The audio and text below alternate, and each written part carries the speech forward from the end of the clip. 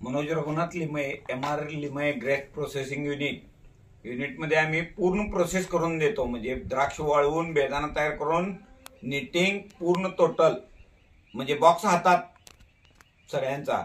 त्याच्यासाठी आम्ही कोल्डीपनं ऑइल वापरतो. ह्याच्या आधी आम्ही दुसरी वापरत होतो पण आम्हाला रिझल्ट येत नव्हते म्हणून आम्ही कोल्डीपवर विश्वास ठेवला. 3 वर्ष झाली आम्हाला माल चांगला मिळतोय, कलर सोडत नाही. एक वर्ष माल राहिला तरी सुद्धा माल व्यवस्थित राहतोय, कलर जात नाही. प्रोटेक्स वापरल्यामुळं वातावरण बदललं किंवा काय झालं तर माला कलर डिम होत नाही.